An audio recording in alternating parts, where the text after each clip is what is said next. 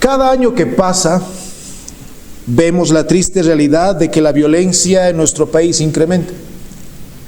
Y con ello, hermanos, la lentitud en los procesos de justicia. Como dato, hermanos, en el año 2024 se han registrado 34.023 denuncias por violencia familiar en Bolivia. 34.000. Lo que implica unos 93 casos por día. A lo cual nos preguntaríamos, ¿se hace justicia a los diferentes casos atendidos? ¿O pasan muchos de ellos impunes? Ahora bien, si esta realidad es nuestra realidad nacional, ¿qué pasará en el resto del mundo? ¿Se registrarán todos los casos de violencia y su procedimiento judicial correcto? Tan solo pensarlo, hermanos, abruma el corazón, ¿verdad?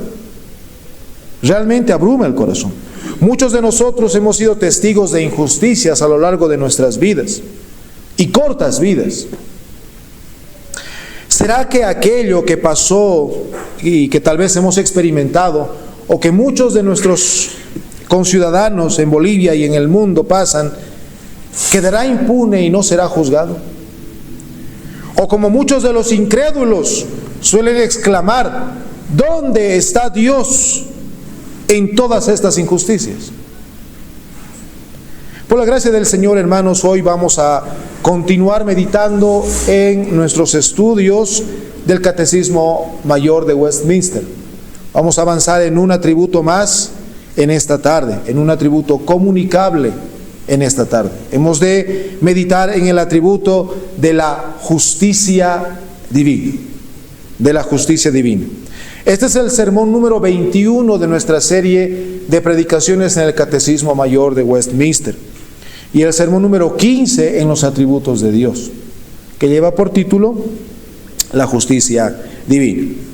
Y para ello, hermanos, les voy a rogar que por favor vayamos a un pasaje de las Sagradas Escrituras. Abran sus Biblias, por favor, en Deuteronomio capítulo 32, versículo 4. Deuteronomio capítulo 32, versículo 4.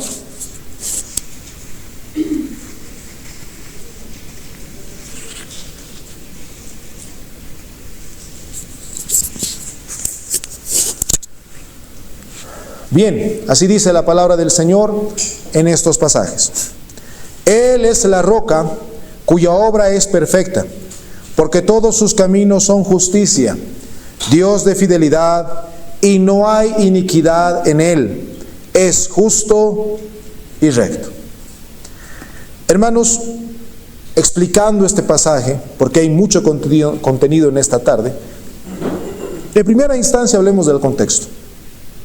¿Cuál es el contexto en el cual ocurre o es relatado este pasaje? Este pasaje se encuentra dentro de lo que se ha denominado el Cántico de Moisés. El Cántico de Moisés. Ahora, ¿de qué trata todo esto? En primera instancia, Moisés ya es entrado en años, es decir, ya es anciano. Ya tiene más de 100 años. Está pronto a morir y Josué es designado como su sucesor. El cántico comienza, hermanos, con una invocación del Señor frente al pueblo, una doxología a su justicia. Si una vez más revisamos pasajes anteriores a Éxodo 32, 4, y vamos a los primeros versículos, dice de la siguiente manera: porque el nombre de Jehová, versículo 3, invocaré, engrandeced a nuestro Dios. Aquí Moisés comienza su famoso cántico, famoso digo porque es bien conocido a lo largo de la historia de la iglesia. Comienza su cántico con una invocación al Señor frente al pueblo y en virtud a su justicia. Ahora, posterior a ello, Moisés exhorta severamente al pueblo por sus rebeliones continuas. Prácticamente, Moisés va a declarar que la justicia de Dios es perfecta y recta, y que el pueblo es el que es torcido y perverso. Miren, si nosotros continuamos leyendo el versículo 5, dice: La corrupción no es suya, refiriéndose al Señor. La mancha de ellos es la de sus hijos, generación torcida y perversa.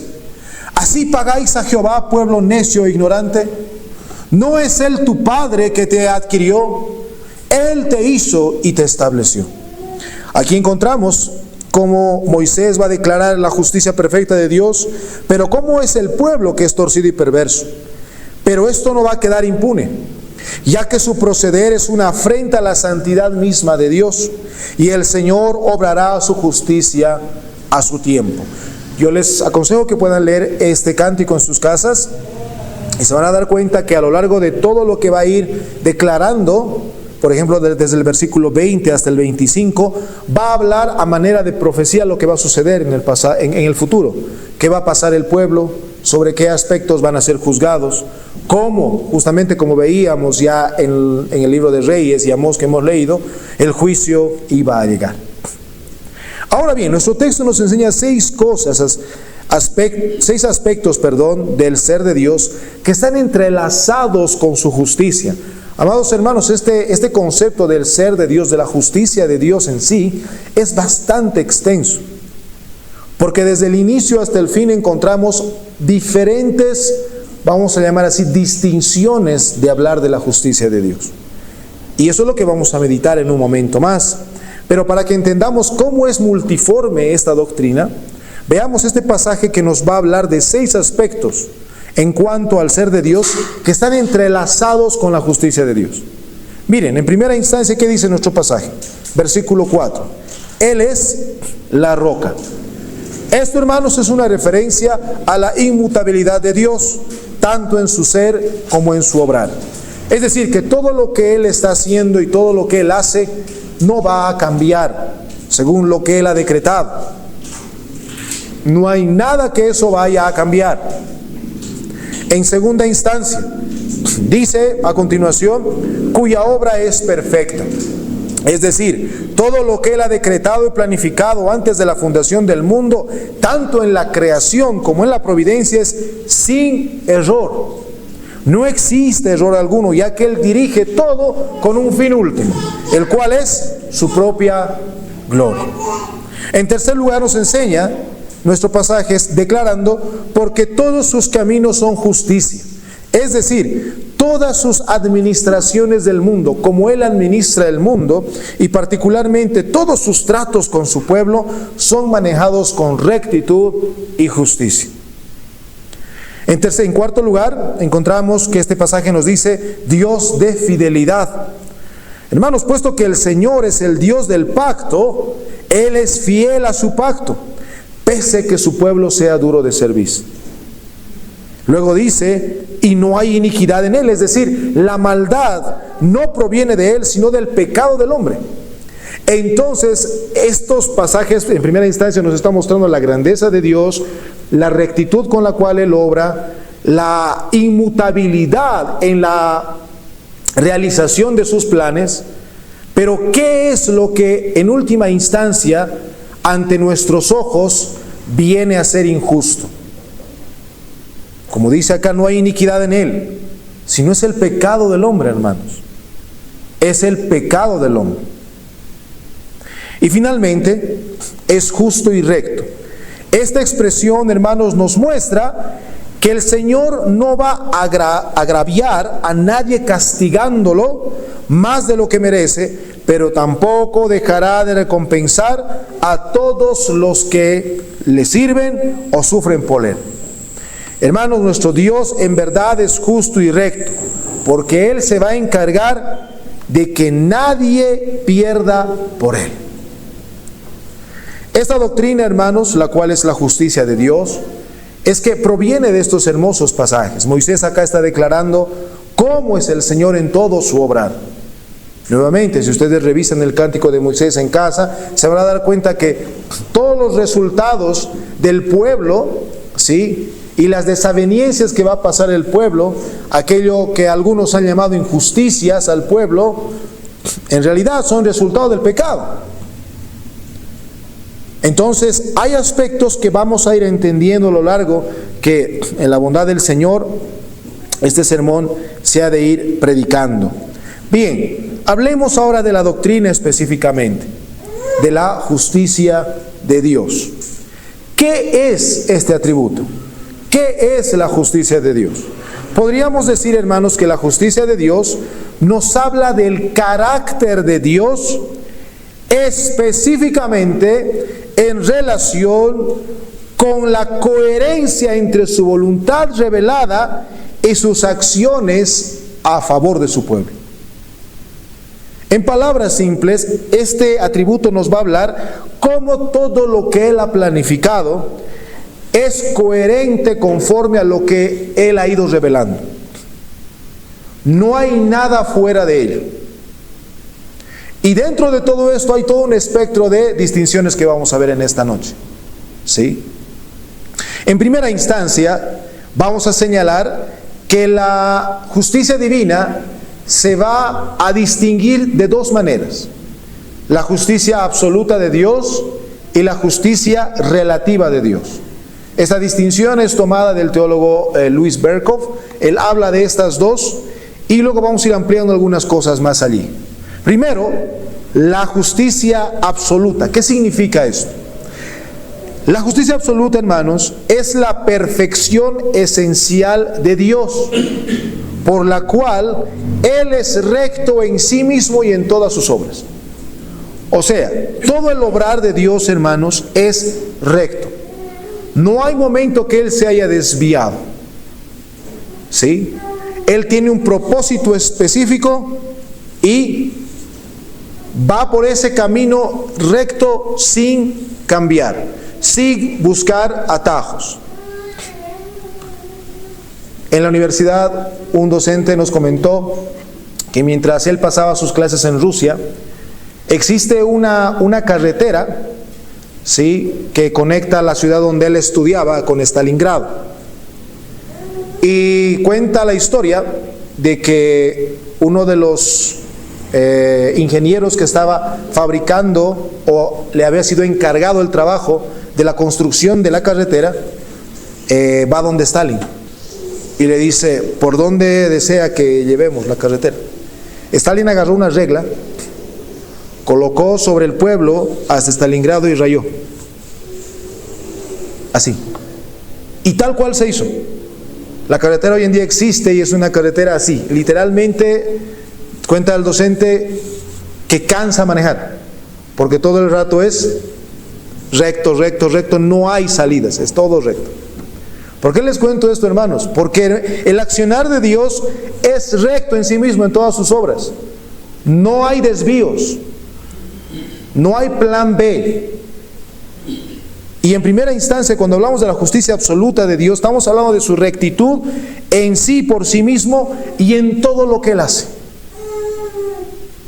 No depende, ¿sí?, no depende, hermanos, de nada externo. Miren, cuando nosotros hablamos en términos de justicia, ahora vamos a hablar de la relativa en términos humanos, estamos hablando de algo externo, por lo cual nos regimos, ¿no? Si hay justicia, buscamos un medio por el cual la justicia venga a existir, y esas son las leyes. Pero ¿será que Dios depende de alguna ley externa a Él para ser justo? No, Él es justicia en sí mismo. Él es justo en sí mismo y por sí mismo.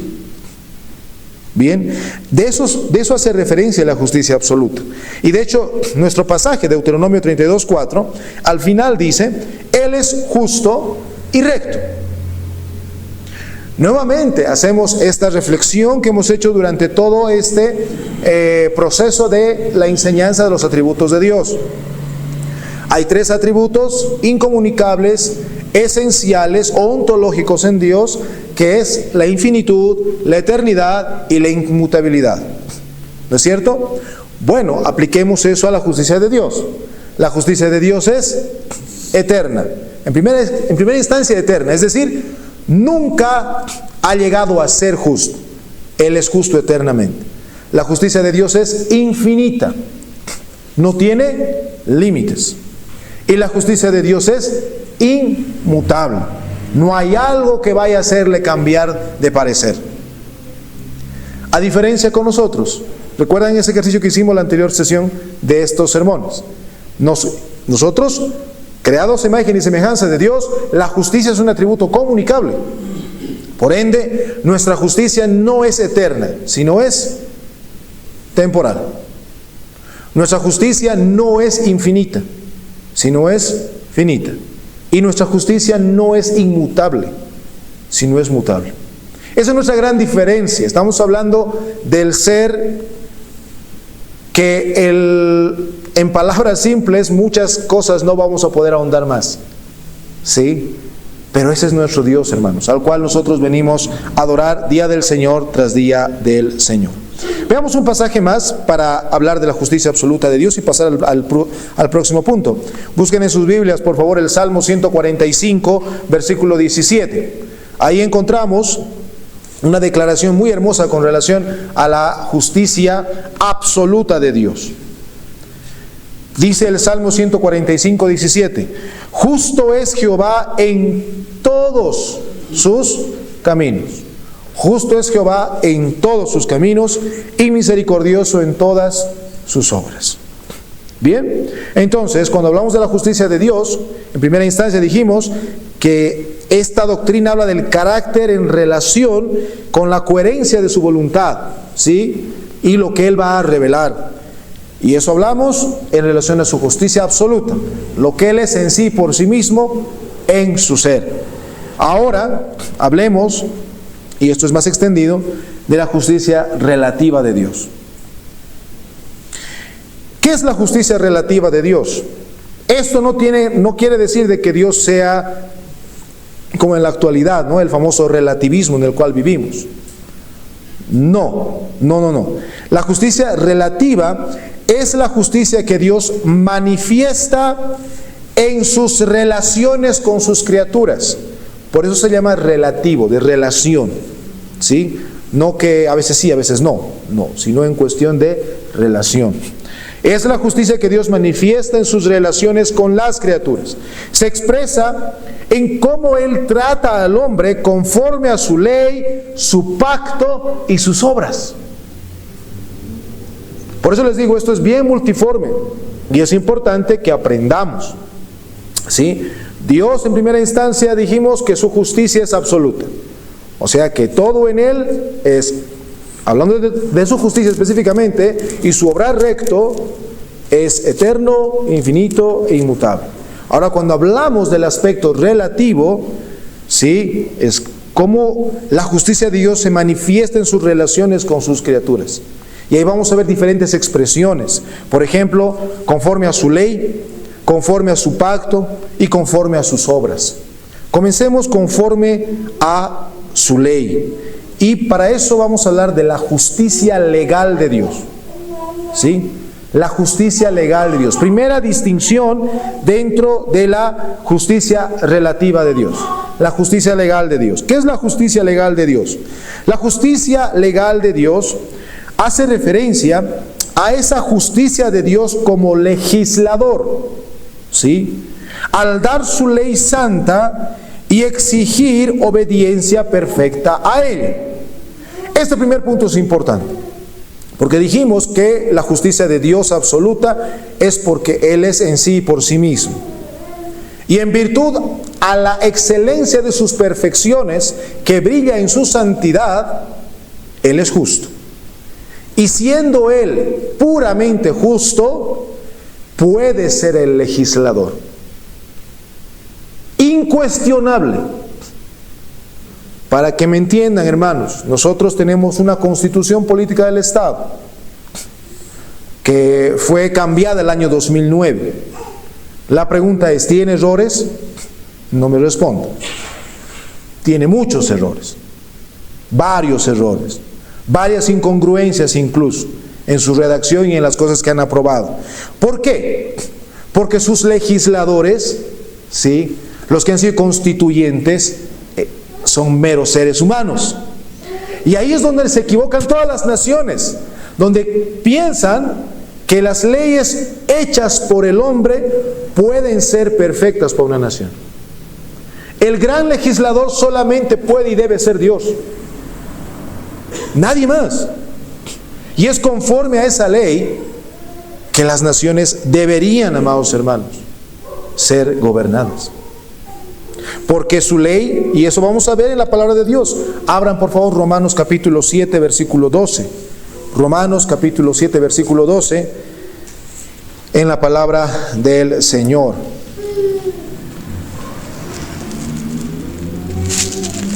Romanos 7, 12 declara la palabra del Señor lo siguiente: de manera que la ley a la verdad es santa, el mandamiento santo y justo y bueno. Es decir, Dios es el legislador principal. Dios es el legislador que da su ley santa, justa y buena, y puede exigir obediencia perfecta a ella. Y no se olviden, las leyes de Dios, hermanos, no es un capricho de un ser divino. Si alguien alguna vez les pregunta esto, la ley de Dios, hermanos, es el reflejo de su santidad. Es el reflejo de la santidad de Dios. Imagínate una persona que tú conozcas.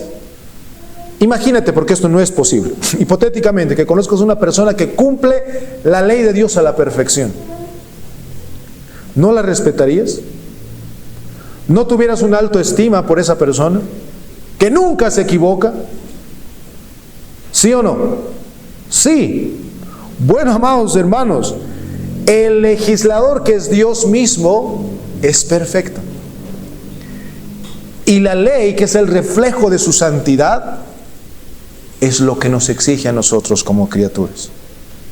Por eso aquel que ha venido a los caminos del Señor, que ha sido transformado por el Espíritu Santo, dice que la ley para él ya no es gravosa, sino es su deleite. ¿Por qué? Porque ve la santidad de Dios en medio de la ley y se goza en ella. Ahora, hasta ahí podríamos hablar de esta primera distinción de la justicia legal. Pero veamos un pasaje más. Isaías 33, 22. Isaías capítulo 33, versículo 22. Y aquí vamos a encontrar una declaración bastante literal acerca de la justicia legal, de Dios como el gran legislador. Isaías 33, 22. Así dice la palabra de Dios: porque Jehová es nuestro juez, Jehová es nuestro legislador, Jehová es nuestro rey, Él nos salvará. Hermanos, esto es lo que debería estar escrito en las cortes de justicia de nuestro país. Esto es lo que realmente debería estar buscando cada nación. Y se los digo en serio, hermanos.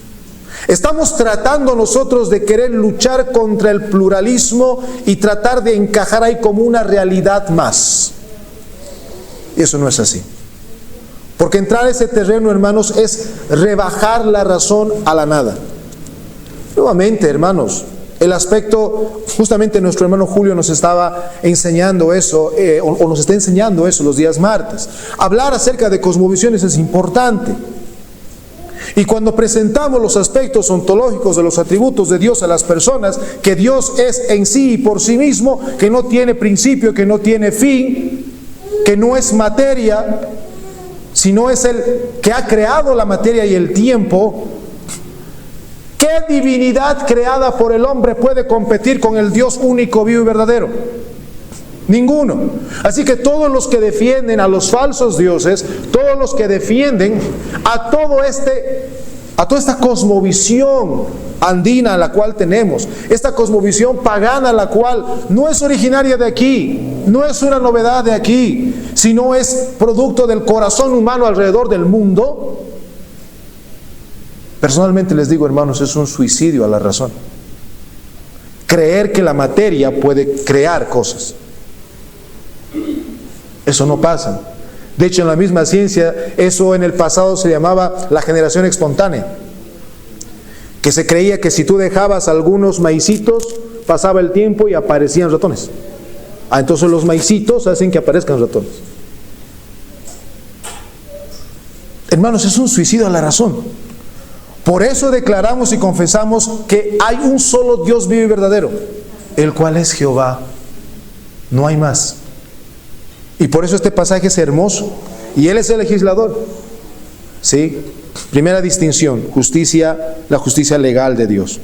Segunda distinción, la justicia pactual de Dios. ¿Qué es esta justicia? Acá nosotros vemos cómo Dios, ¿sí?, se habla específicamente de la fidelidad de Dios a sus pactos. Dios es recto con lo que Él ha declarado. Dios es justo con lo que Él ha declarado. Los pactos que vemos revelados en la palabra del Señor con Adán, con Noé, con Moisés, con Adán, con Noé, con Abraham, con Moisés, con David y con Cristo, esos pactos, hermanos, son aquello que va a llevar a bendecir a los que son parte de su pacto y a maldecir a los que están fuera de su pacto. Vemos la rectitud y la justicia de Dios en los pactos de Dios, hermanos. Si estás en el pacto de gracia internamente, ¿qué sucede? Eres bendito. Si estás en el pacto de gracia externamente, ¿qué eres? Eres maldito. Y si estás fuera del pacto de gracia, eres maldito igual. Recuerden, cuando está finalizando el libro de Deuteronomio, si no me equivoco, Moisés presenta dos cosas al pueblo. He aquí la bendición y la maldición. ¿Sí? Y empieza a declarar una cosa y la otra y una cosa y la otra. Y todo va conforme al pacto, hermanos. Todo va conforme al pacto. Él es el Dios del pacto. Jehová, hermanos, no se olviden, el significado primario de esa palabra, esas 4 letras, tiene que ver con el Dios del pacto, el Dios inmutable, todopoderoso. Entonces, aquí vamos con la segunda distinción. La primera distinción, ¿cuál era? La justicia legal. Esa es la justicia pactual, es decir, la actitud de rectitud en cuanto a lo que Dios ha pactado y ha prometido y no va a cambiar. ¿Sí? No va a cambiar. Por eso, hermanos, nosotros en la iglesia, cuando nos encontramos en la iglesia, compartimos el Evangelio. ¿Pero qué es el Evangelio en esencia? Es nuestra adhesión por la fe al pacto de gracia, al único pacto por el cual el ser humano puede ser bendito.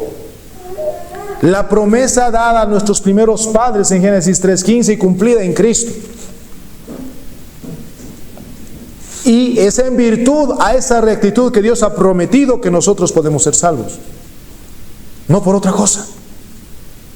Así que la justicia pactual.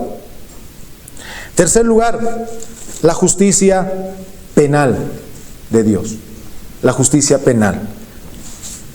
Bien, habiendo hablado que Dios es el juez legislador, si Él ha dado las leyes, Él puede aplicar el castigo a la violación de sus leyes. La justicia penal nos enseña que Dios castiga el pecado de acuerdo con la santidad de su ser, la transgresión de su ley. O sea, Dios, hermanos, va a castigar el pecado. Él ha puesto las leyes y Él va a juzgar esas leyes que Él ha puesto. Romanos 6:23, un pasaje muy conocido, ¿qué dice, hermanos? Porque la paga del pecado es muerte. Ahí está. Ahí está la resolución penal de Dios con relación al pecado. La paga del pecado es muerte. Ahora bien, aquí podemos hablar muchas cosas, hermanos, pero quiero ser puntual. La justicia penal de Dios, como vamos a ver casi al final, no va a excluir a nadie. Porque, ¿qué dice Romanos 3:23? Por cuanto todos pecaron, todos Todos. O sea, no hay nadie que esté fuera de la justicia penal de Dios, del gran legislador. ¿Vieron que es importante conocer quién es Dios? Para no estar obviando y pensando que es un anciano simplemente con barba blanca que nos dice qué es lo que debes hacer. No, estamos hablando del Dios soberano, gran Dios, el gran legislador. Nahum 1:3 nos dice: Jehová es tardo para la ira y grande en poder, y no tendrá por inocente al culpable. O sea, Dios en su ser, como Él es recto y justo, en ningún momento va a establecer un cambio. No. Por eso, hermanos, no hay salida para el ser humano de manera natural a la condenación eterna. No existe. Porque ninguno de nosotros se ha conformado a la rectitud que Dios exige. Hermanos, de eso se trata el Evangelio. De eso se trata la gran promesa que vamos a ver en un momento más, porque eso nos lleva a nuestra cuarta distinción, que es la justicia evangélica. Como Dios exige, siendo el gran legislador, que su justicia sea aplicada penalmente, ¿dónde queda nuestra esperanza? ¿Dónde queda la opción para nosotros, meras criaturas? ¿En dónde queda? Ese es el gran problema cuando nosotros tratamos de buscar la justicia, es decir, cómo agradar a Dios por otros medios fuera de los que Él ha establecido. Ya hemos visto la justicia legal, la justicia pactual, en el pacto, la justicia penal. Ahora veamos la justicia evangélica. Todo esto nos ha abrumado, hermanos. Pero al Señor le ha placido, y este es un plan, hermanos, que ningún ser humano podría habérsele ocurrido. La justicia evangélica. La justicia de Dios que es manifestada en el Evangelio, por la cual el pecador es justificado por la fe en Cristo. No es por obras, sino por la imputación de la justicia de Cristo. Hermanos, nosotros tenemos que entender que este aspecto de la justicia evangélica es lo que nos tiene ahorita aquí. No hay otra cosa. Es cuando nosotros hemos entendido que la justicia legal es grande. Y no me puedo excusar con nadie. Porque si Él es el que ha dado la justicia, las leyes, ¿contra quién podría decirle esto está mal? Si Él es justo, santo y bueno. Contra nadie. Si Él es el que ha dado las leyes y las ha establecido por medio de un pacto, y es Él mismo el cual va a exigir el cumplimiento a la perfección, por eso penalmente va a exigir todo esto, ¿qué hacemos ahora nosotros? No tenemos opción. Decir, bueno, ahora voy a tratar de ser justo, no nos sirve de nada. Ahora voy a intentar cambiar, ahora voy a tratar de ir a la iglesia, ahora voy a tratar de, no sé, leer mi Biblia, qué sé yo, tal vez tratar de agradar algo a la justicia de Dios. Nada de eso es suficiente. Nada, hermanos. ¿Será que Dios, porque es bueno, y muchos hablan de Dios es amor, es correcto, pero ¿será que Dios simplemente porque sí va a hacer a la vista gorda lo que has hecho? Hermano, si Dios hiciera eso sería injusto. Y Dios no es injusto. ¿Qué hace con tus pecados entonces? ¿Qué hace con nuestros pecados? ¿Qué es lo que hace? Bien, leamos la palabra. 2 de Corintios 5:21. Abran sus Biblias, por favor, en 2 de Corintios 5:21. Y ahí vamos a encontrar una respuesta, una declaración muy hermosa en la palabra de Dios. 2 de Corintios 5:21. Dice el Señor en su palabra: al que no conoció pecado, por nosotros lo hizo pecado, para que nosotros fuésemos hechos, ¿qué dice? Justicia de Dios en él. A ver, analicemos esto, hermano. Esta es la justicia evangélica, la cual debe estar clara en tu corazón. Porque fuera de esto estás perdido. Fuera de esto no existe esperanza. ¿Sí? Número 1. Al que no conoció pecado. ¿Qué significa esto? Aquí está hablando del Señor Jesucristo. Es decir, que Él jamás practicó el pecado. Si bien desde el cielo vino, descendió, se encarnó y vivió entre los hombres, vio este mundo lleno de pecado, jamás participó en él.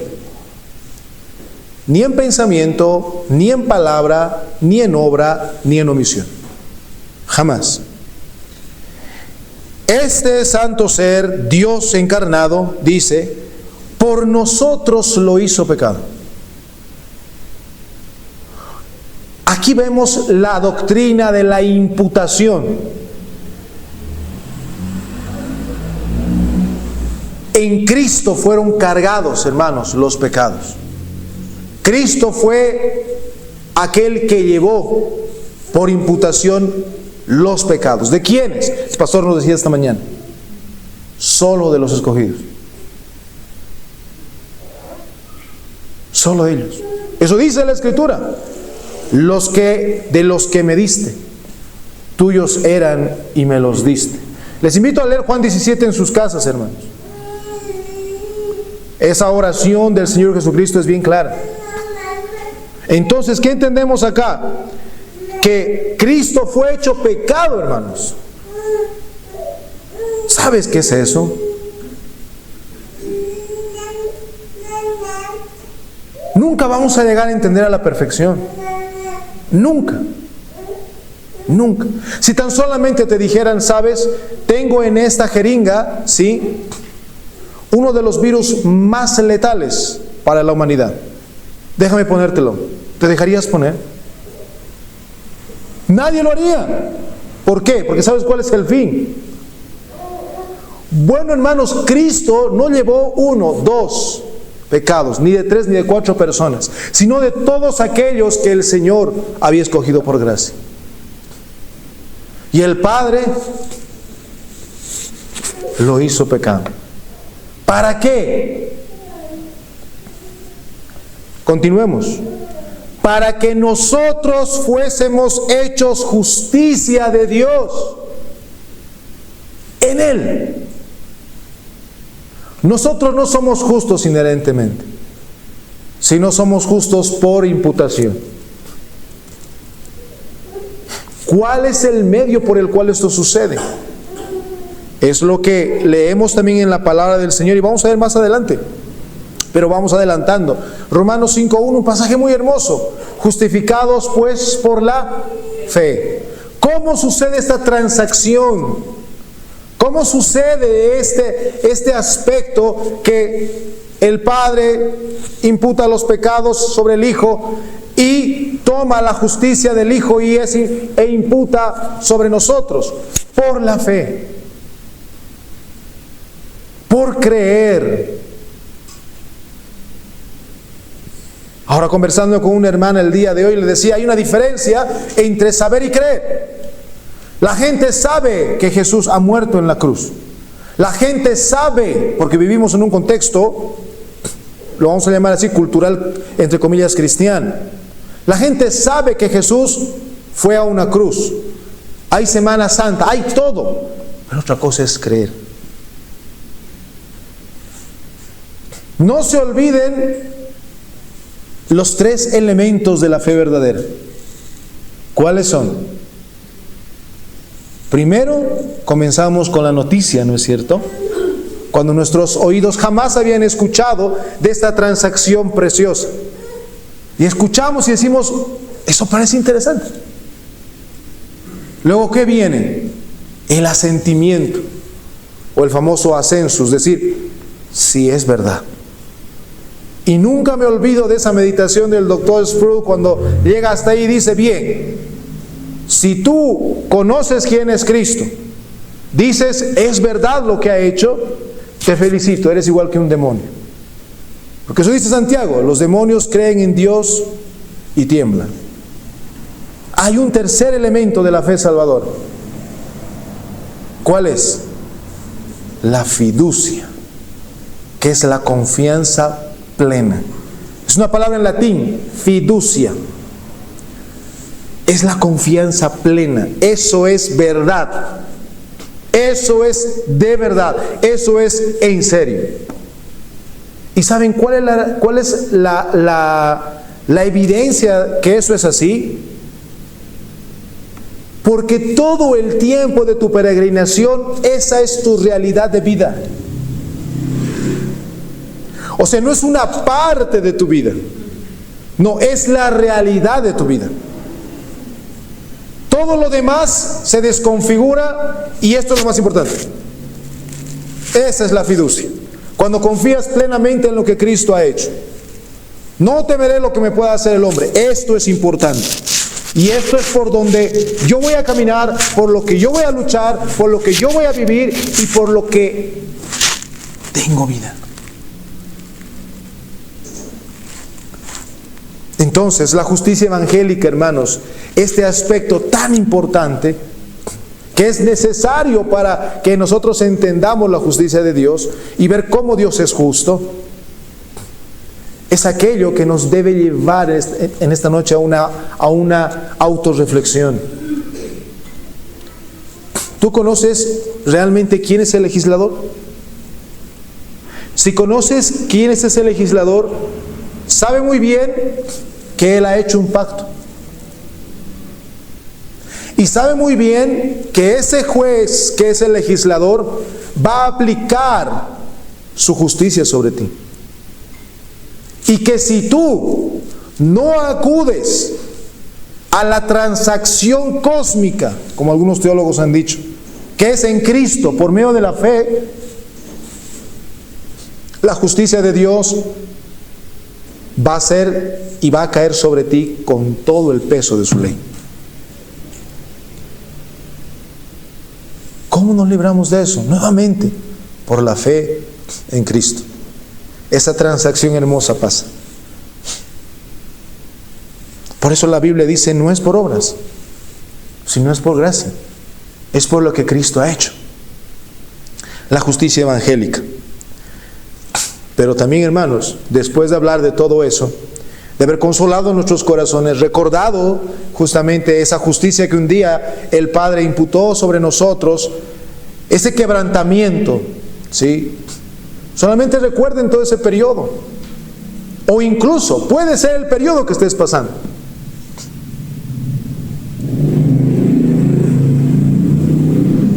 Nos lleva ahora a meditar sobre la justicia paterna. La justicia paterna. ¿Qué es esto? La justicia de Dios como Padre hacia sus hijos en Cristo, disciplinándolos en amor y guiándolos a la santidad. Eso es lo que hace el Señor. Una vez que tú has venido a los caminos, te has aferrado de la cruz de Cristo, que tus justicias son como trapos de inmundicia, dice Isaías, y has dejado todo por el Señor, porque Él es la vida, Él es la verdad, Él es el único camino. A partir de ese momento, tú eres adoptado, después de haber sido justificado, ¿no? Eres adoptado. Y Dios va a tratar contigo como padre. Miren, son 10 años que trabajo en un colegio y cada año vienen nuevos estudiantes y muchos de ellos con muchos vicios, con muchas cosas que hay que cambiar.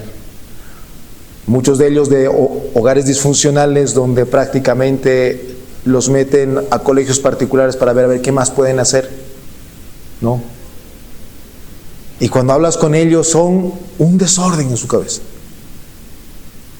No debes venir con el cabello así, siguen viniendo bien, medida disciplinaria. ¿Pero por qué? Porque esto, por lo otro. Pasa una semana, viene diferente. Pasa un rato, ya también se hacen perforar acá, se hacen perforar acá. ¿Por qué haces eso? Aquí no está permitido, pero a mí me gusta, no es lo que te gusta, tienes que cambiar, aquí adentro no, sácate, trae eso, no, ¿por qué? Reniegan y todo. Pasa otras semanas y entienden. ¿Qué estamos haciendo con ellos? En cierta manera, cuando no tienen tal vez ese cuidado de familia, tenemos que hacer ese trabajo más. Si eso está mal, hijo, no hagas eso. Sigues haciendo esto, te va a pasar esto. Te vamos a suspender, no hagas eso. Bien, suspendido. Vuelve, ya no lo hago más.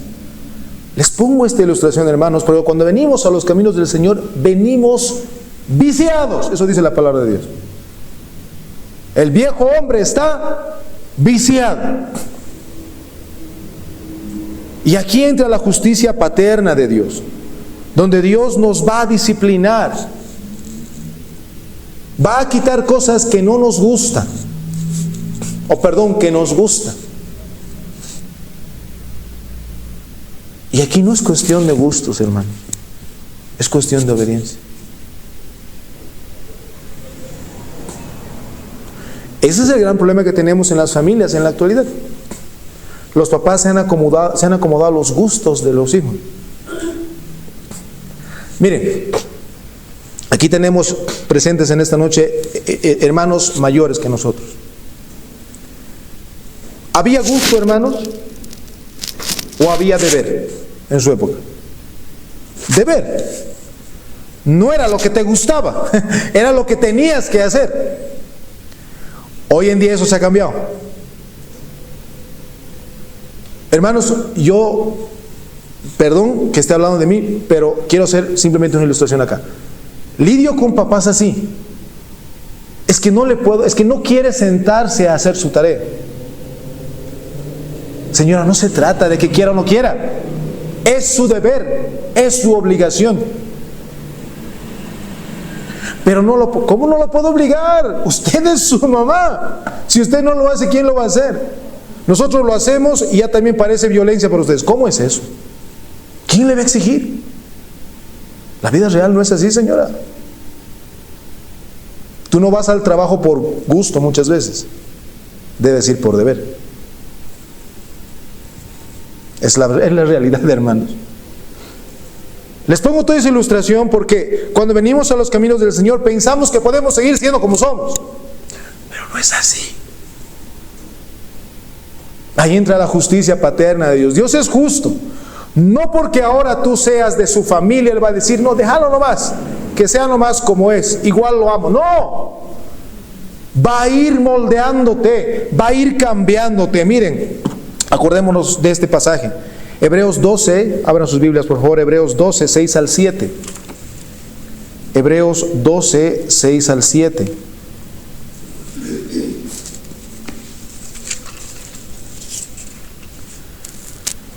Hebreos 12, 6 al 7 dice la palabra del Señor. Porque el Señor al que ama castiga y azota a todo aquel que recibe por hijo. Si soportáis el castigo, Dios os trata como a hijos. ¿Por qué? ¿Qué hijo es aquel a quien el Padre no castiga? Mas si estáis sin castigo, del cual todos han sido hechos participantes, entonces sois bastardos y no hijos. Hermanos, esto es una realidad. ¿Sí? Es una realidad. Incluso ahí vemos la justicia de Dios. Cuando a veces queremos algo y como niños, ¿no? Queremos algo. El Señor en su providencia nos dice no y a veces nos molestamos. ¿Pero por qué es el no?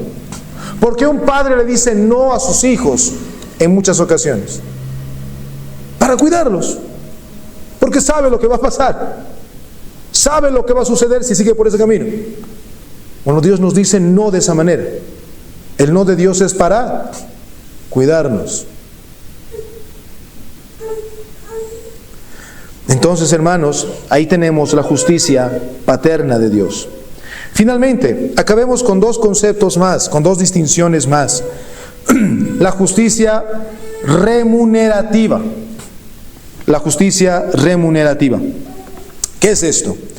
Es aquella justicia de Dios por la cual el Señor recompensa la obediencia y fidelidad de sus criaturas. Pero escuchen bien, no porque el hombre lo merezca en sí mismo, sino por la gracia de Dios que se complace en coronar su propia obra. Esto es importante. Hermanos, la Biblia nos señala que nuestro trabajo en el Señor no es en vano. La Biblia nos dice que lo que nosotros lo hagamos en secreto, Él lo va a recompensar en público. La Biblia nos dice de que sin fe es imposible agradar a Dios y que Él es galardonador de los que le buscan. La Biblia nos dice que el Señor recompensa con vida eterna a los que perseverando en bien hacer buscan gloria y honra e inmortalidad. Santiago nos habla de que el hombre que resiste la tentación, en palabras simples, va a ser premiado. Este aspecto remunerativo es bíblico, pero tengamos cuidado. Nuevamente, ¿a qué se refiere la justicia remunerativa de Dios?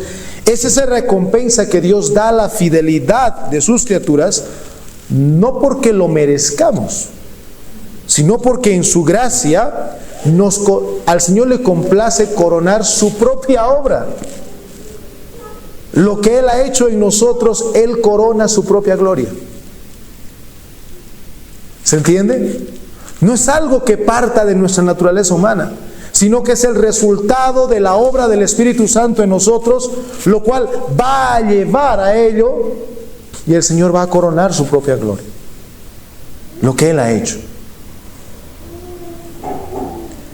Y finalmente, la justicia distributiva. Y con esto voy acabando, hermanos. Y con esto hago la aplicación final. La justicia distributiva.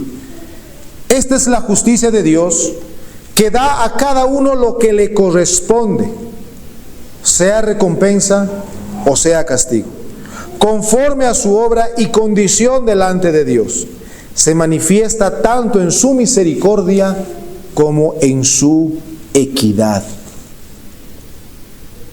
Este pasaje va a ser clave para muchos de nosotros que tal vez nos encontramos así en esta noche y que el Señor nos exhorte. Abran sus Biblias, Romanos capítulo 2, versículos 5 y 6.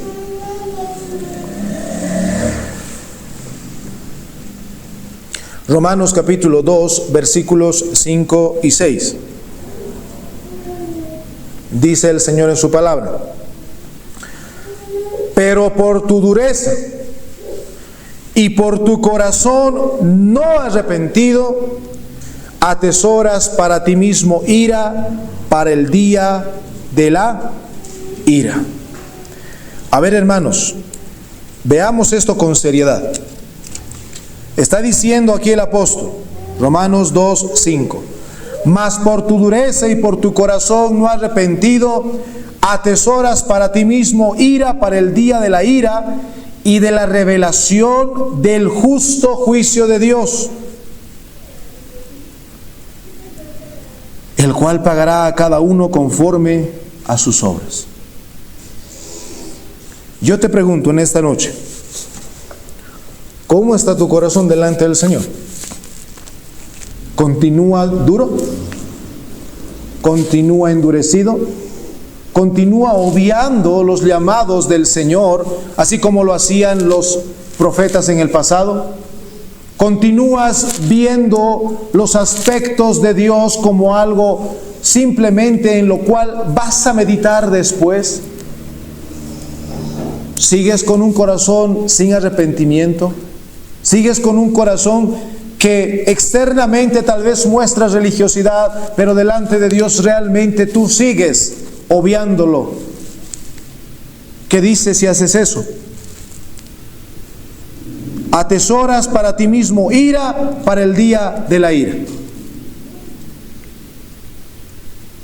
¿Estás guardando todo el arsenal de la justicia de Dios que va a venir en tu contra?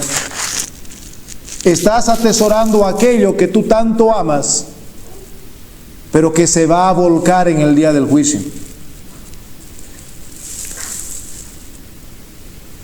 No podemos ser tan necios de seguir atesorando aquello que va a ir en nuestra contra en el día del juicio. Porque el Señor ha establecido un día para juzgar el mundo. Y eso va a venir, hermanos. Ahora o después que te mueras. Pero va a llegar. Les compartía unos datos al inicio del sermón, ¿no es cierto? Muchos casos pasan y no son juzgados. Pero no me quiero imaginar el día en el que, habiéndose ocultado de la justicia, habiendo vivido una vida tal vez llena de placeres y habiendo muerto con su corazón no arrepentido y endurecido, ser llamados del lugar de tormento a su cuerpo al juicio final. ¿De qué valdrá? ¿Qué harás ante el gran legislador ese día? No seamos necios. No perdamos el tiempo tratando de justificarnos ante los demás, si delante de Dios no somos más que sepulcros blanqueados.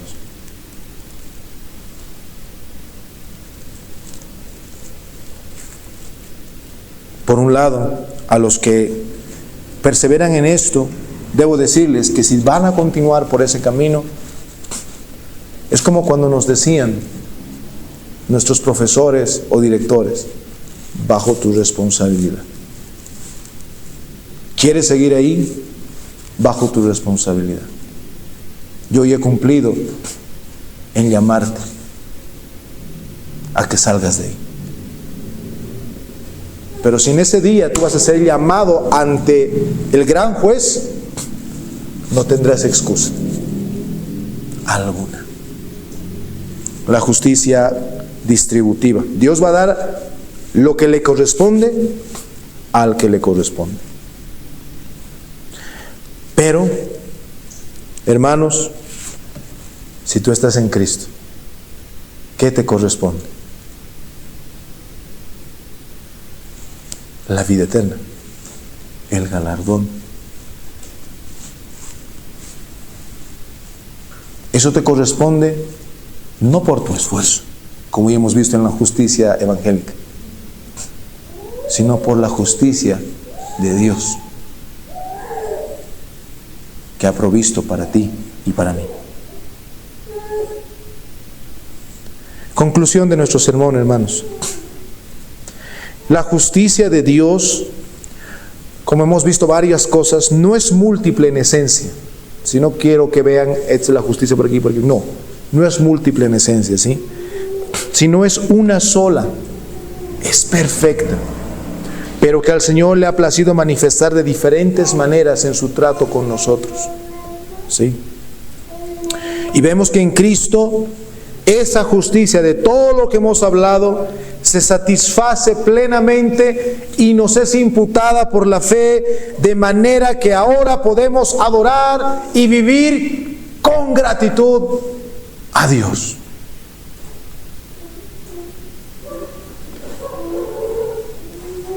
Romanos 3:26 dice la palabra del Señor, y con esto finalizo el sermón. Romanos 3:26. En la paciencia de Dios, para demostrar su justicia en este tiempo, a fin de que Él sea el justo y el que justifica al que es de la fe de Jesús. Que el Señor bendiga su santa palabra, hermanos.